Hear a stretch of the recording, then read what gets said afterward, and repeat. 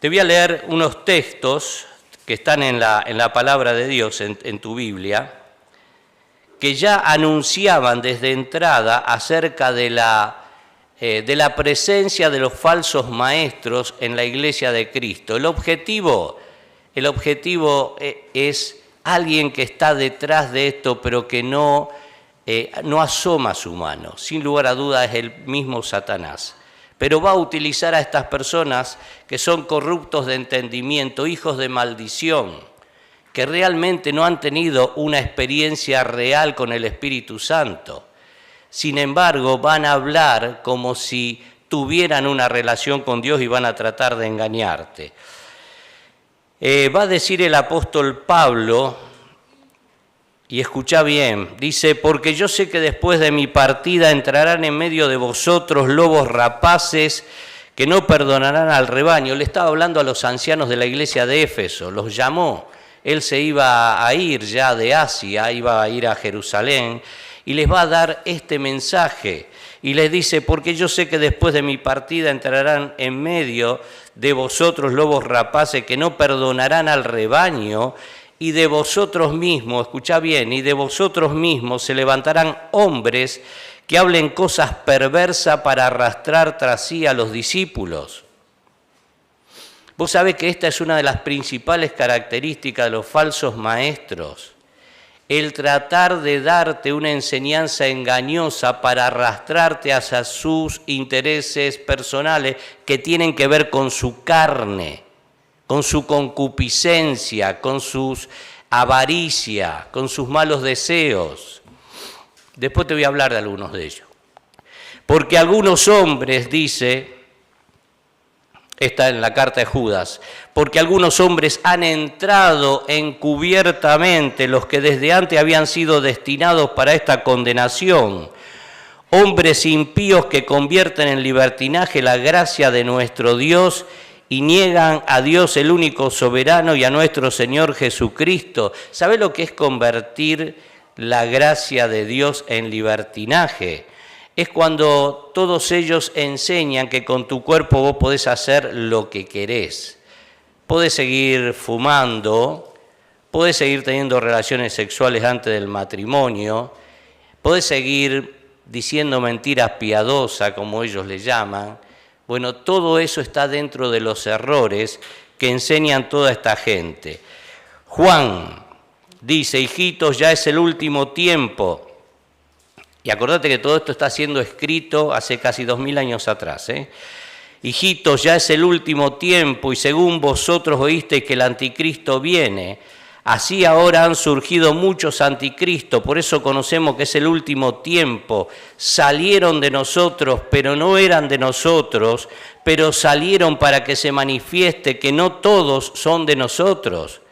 Estos son hombres que han estado realmente en alguna iglesia, en alguna congregación, y luego han comenzado a tener ideas raras y han interpretado textos de la Biblia a su manera y han hecho de eso una forma de doctrina y han traído sin duda división al cuerpo de Cristo. Y por último, Juan dice algo muy claro, y esto es importante. Experimentar los dones en la iglesia de Cristo es importante. Y el don de discernimiento de espíritu es importante. Amados, no creáis a todo espíritu, sino probad los espíritus si son de Dios, porque muchos falsos profetas han salido por el mundo. ¿Te das cuenta? Todos los textos de diversos autores hablan de lo mismo, de personas que han salido de nosotros, que han entrado encubiertamente, que traen herejías destructoras y tienen un propósito, justamente el engaño satánico. ¿Sabés que Satanás estaba allí en Cesarea de Filipo el día que Jesús reunió a sus discípulos y les va a preguntar quién dicen los hombres que soy yo? Estaba Satanás también allí escuchando y viendo ese diálogo, porque Jesús va a revelar un misterio oculto y justamente Ese misterio oculto era la existencia, la aparición, el nacimiento de la Iglesia. Satanás estaba en Cesarea de Filipo aquella vez cuando Jesús habló por primera vez de un misterio oculto que sería el corazón de la doctrina cristiana, la Iglesia. Inmediatamente Satanás entendió del gran peligro que representaba para su reino concentrar la fe en un cuerpo vivo que llevara el Evangelio a todas las naciones. Y allí mismo trazó un plan: destruir la Iglesia desde afuera y desde adentro. Por eso que luego Jesús habla de la parábola de la cizaña, del trigo y la cizaña. Si bien tiene una aplicación primaria entre el reino de Dios y el reino de los hombres, de cómo va creciendo el reino de Dios en medio del reino de los hombres. Pero quiero decirte que también Satanás ha actuado en la Iglesia de Cristo y ha logrado, y de manera efectiva, sembrar el engaño. Hace unos años atrás, muchos años atrás, yo trabajaba en un molino harinero y tenía un amigo que era el recibidor de granos. Yo estaba pensando muchas veces acerca de esta parábola del trigo y la cizaña, me tenía preocupado. Entonces hablé con él y le dije: Bernardo, ¿cómo puedo darme cuenta entre lo que es el trigo y la cizaña? Él me dijo: mirá, solamente un ojo experto puede darse cuenta de la diferencia, porque la cizaña es más liviana que el trigo. Son casi idénticas, pero la cizaña es más liviana. No tiene la contextura del trigo. Sabes, en la carta de Judas, él nos exhorta a contender ardientemente por la fe. Dice que una vez fue dada a los santos y debemos perseverar en aquella doctrina, en aquella forma de doctrina a la cual fuimos entregados desde el principio, porque justamente todo esto nos va a ayudar a no ser engañados, porque son muy hábiles. Estos falsos maestros son muy hábiles y arrastran a la gente hacia la muerte. Mirá, no te va a arrastrar solamente afuera de la iglesia, te va a arrastrar a la muerte.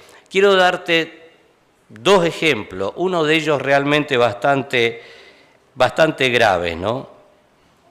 Yo el 11 de noviembre de 1978, no había internet y muchos de nosotros fuimos impactados. Yo todavía no era de Cristo, porque las noticias hablaban de un suicidio masivo en Guyana, donde habían muerto más de 920 personas, entre ellos más de 200 o 300 niños. ¿Quién era el autor de esa masacre? El reverendo Jim Jones. Él había logrado con su carisma, su elocuencia, su dialéctica, engañar a todo un grupo grande de personas, sacarlo de Estados Unidos y llevarlo a Guyana, que está al lado de Venezuela. Y finalmente se suicidaron. Pero no fue el único caso, los casos seguirían a través de la historia. David Koresh, en Waco, Texas, en el 97 creo también. O sea, todos estos falsos maestros tienen una habilidad increíble para hacerte creer cosas que no están en la palabra de Dios. Necesitas conocer las Escrituras para ser librado del error. Sin duda, me tocaba hablar de los versículos 12 en adelante, pero es un todo el capítulo 2 y todo más o menos habla de lo mismo, de las características de estos falsos maestros. Dice aquí en el versículo 1, pero hubo también falsos profetas entre el pueblo, como habrá entre vosotros falsos maestros que introducirán encubiertamente herejías destructoras y aún negarán al Señor que los rescató. Bueno, esto fue una de las características de Jim Jones. Llegó un momento en que él dijo que ya no creía en la Biblia, que sí creía más en el marxismo, que él mismo era una divinidad, una encarnación de Jesucristo. O sea, llegan a una confusión realmente enorme, porque hay una característica en estos hombres, son verdaderamente autoritarios, autosuficientes, y tienen habilidad para manipular a las personas. Y esto es increíble de ver muchas veces en las congregaciones que aplauden cosas que son aberrantes. Tenés que tener mucho cuidado y examinar las Escrituras para ver si todo lo que se te dice de acá arriba es real y es así. Dice en el versículo 1, atrayendo sobre sí mismo destrucción repentina, lo que te decía hace un ratito. Dice, y muchos seguirán sus disoluciones por causa de los cuales el camino de la verdad será blasfemado. Mirá, hay iglesias que están repletas en este momento de personas. Está repleta porque obviamente hay una proliferación de doctrinas que no tienen que ver con la santidad, tienen que ver más bien con la prosperidad material. Y entonces surgen iglesias que imitan a la iglesia verdadera. Uno de esos ejemplos lo tenés con la Iglesia Universal.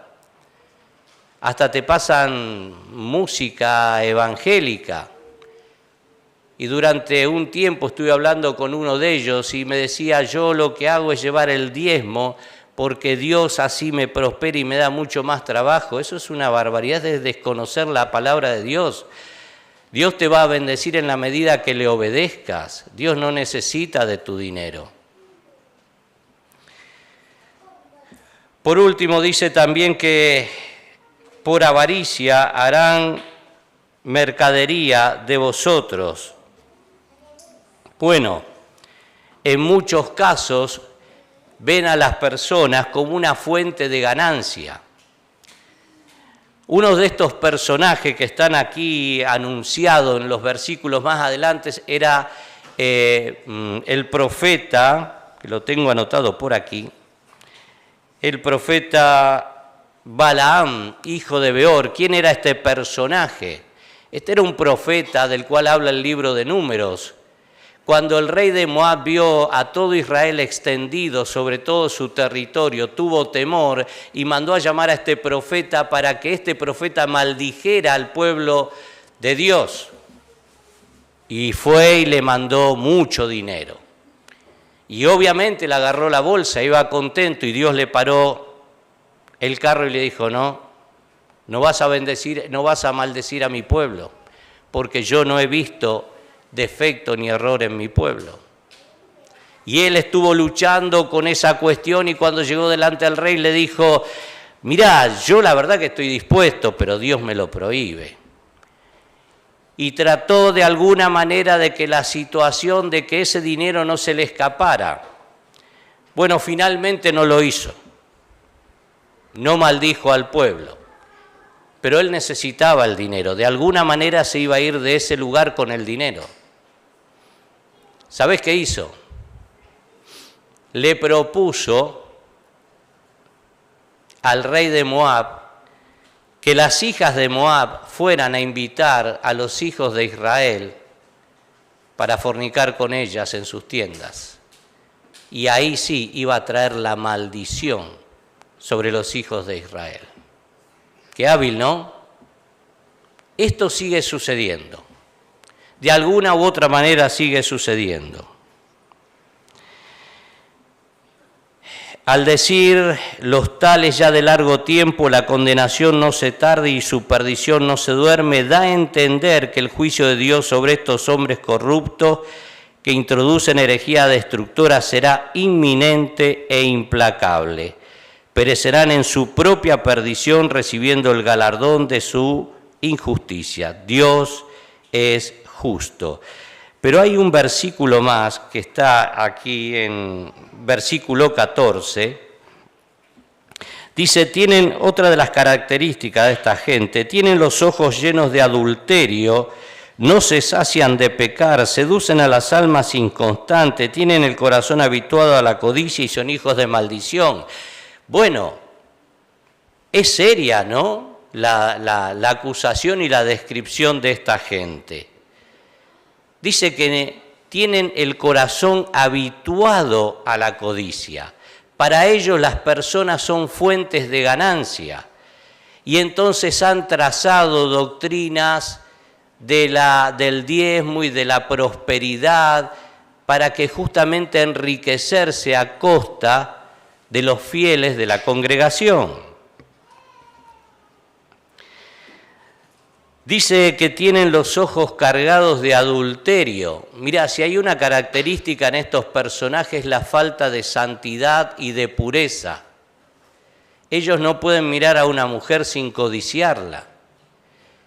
Esa es una de sus características. Casi todos ellos a la larga o a la corta son atrapados en relaciones ilícitas. ¿Por qué? Porque no tienen al espíritu, son sensuales. Ellos apelan a la sensualidad, a los sentidos de las personas. Tienen una gran habilidad y tienen una gran elocuencia, una dialéctica muy fácil para llegar a todos. Obviamente vos sabés que cuando llegás a la iglesia llegás bastante cargado. Llegás realmente como apaleado. Y ellos utilizan de palabras suaves para tratar de llegar a tu corazón. Pero dice la palabra de Dios que son fuentes sin agua, pozo seco. Sus palabras son huecas, vacías, vanas. No tienen el poder de transformar tu vida. Solo la palabra de Dios tiene poder para transformar tu vida. Seducen con sensualidad. Apelan justamente a los sentimientos de la persona, tienen mensajes motivacionales. ¿Me entendés qué es eso? Los mensajes de Cristo no apelaban a motivarte, sino a examinarte cómo estaba tu corazón delante de Dios.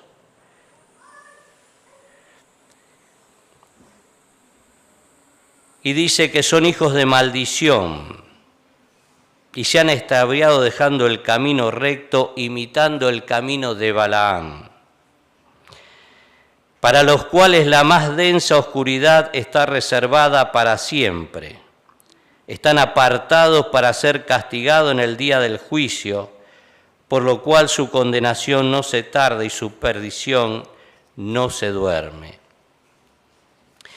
Mirá, podemos hablar toda la noche de estos personajes. Pero lo importante es cómo te vas a dar cuenta vos si la doctrina es de Dios o no.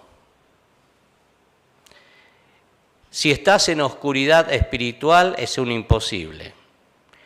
Jesús dice, yo soy la luz del mundo, el que me sigue no andará en tinieblas, sino que tendrá la luz de la vida. Si vos no venís a la luz de Cristo, difícilmente puedas conocer si la doctrina es de Cristo o no. Porque la habilidad de estas personas te van a engañar. Necesitas realmente conocer la palabra de Dios. Vos sabés que otra de las características de estos personajes es hablar de situaciones sobrenaturales, de las experiencias que han tenido con el Espíritu. Mirá, a lo largo de la Biblia se revela muchas veces siervos de Dios que han tenido experiencias sobrenaturales. Moisés con la zarza en el desierto, Elías llevado en una carroza de fuego al cielo. También el apóstol Pablo fue llevado al paraíso, donde escuchó un idioma inefable, difícil de interpretar, de conocer. Juan fue llevado, trasladado por el Espíritu al cielo para que recibir un conocimiento de eventos venideros. Y por último, Pedro dice, fuimos ahí al monte de la transfiguración, lo vimos a Jesús glorificado. Ahora, todas estas experiencias sobrenaturales no te aseguran lo que la palabra profética te asegura. El diablo también imita la obra de Dios. Entonces dice Pedro, tenemos también la palabra profética más segura. Y dice claramente, a la cual hacéis bien en estar atentos como una antorcha que alumbra en lugar oscuro. Estos son tiempos, como dice la palabra, la noche está avanzada, son tiempos de oscuridad, tinieblas están llenando la tierra y tenemos el privilegio de estar bajo la luz de Cristo, bajo la luz de su palabra. Obviamente, si querés ser salvo y libre del engaño, tenés que decidirte a hacer un estudio profundo de las Escrituras y tenés que perseverar todos los días para conocer más de su palabra. Obviamente que el engaño del enemigo siempre va a estar allí presente, pero tenés que tener cuidado, porque muchas veces te vas a encontrar con personas que dicen, no, Jesucristo no es Dios. Los testigos de Jehová piensan así, que Jesucristo no es Dios, que la Trinidad no existe. Bueno, tenés que estar preparado porque tal vez te dejen con dudas en el corazón. ¿Sabés lo más lamentable? Que en todo este tiempo conozco un montón de creyentes que van a las iglesias y cuando vos le preguntás, ¿y si en esta noche te morís? ¿Tenés la seguridad de ir al cielo? Y no lo sé. ¿Cómo es posible entonces que le hayas rendido tu vida a Cristo y no le creas a su palabra? Porque Él dice que el que cree en mí tiene vida eterna, el que tiene al Hijo tiene la vida. ¿Por qué dudás de esto? Porque a lo mejor no tenés el conocimiento suficiente y tenés la responsabilidad de desarrollarlos. Ahora yo quiero decirte lo último en esta noche. Tenemos la palabra profética más segura. La verdad que la Biblia no es un libro para trasladarlo de la casa a la iglesia, es para vivirlo. Y necesitas realmente pasar tiempo con la palabra de Dios. Yo he tenido en mi vida el privilegio de escuchar a hombres como Mario Mulchi, Felipe Espósito, Salvador de Lutri, grandes expositores de la palabra de Dios. Pero en estas generaciones se han acabado los enseñadores de la palabra. Y estamos entrando en una generación que cada vez tiene más dificultad para poder expresar el pensamiento de Dios, porque le falta comunión con la palabra. Y creo que los que mayor problema tenemos somos los más antiguos, porque nos hemos estancado en las glorias pasadas. Y entonces ya como conocemos y sabemos, pareciera ser como que no tenemos que volver a reactivar y actualizar todo eso. Yo creo que debemos hacerlo. Vamos a orar a Dios. Señor, gracias te damos por esta preciosa noche que nos has dado aquí en tu presencia como iglesia. Nos has dado el privilegio, Señor, de celebrar la cena, de cantar a tu nombre, de abrir tu palabra y ser ministrados con tu espíritu. Señor, pero te rogamos que tu palabra, como has dicho tú, que no ha de volver vacía, Señor, esté haciendo la obra en nuestros corazones. Señor, necesitamos conocer de ti para ser salvos del engaño, de la astucia del diablo y su habilidad para tratar de confundirnos. Señor, inclusive a través de estos hombres corruptos de entendimientos que utilizan la elocuencia y el carisma para seducir a las almas inconstantes. Señor, oramos para que realmente, Señor, en esta tu iglesia, Señor, estemos firmes en la sana doctrina, aquella, Señor, que nos ha sido dada y a la cual, Señor, hemos sido entregados. Señor, gracias te damos una vez más por tu palabra. En el nombre de Jesús, amén.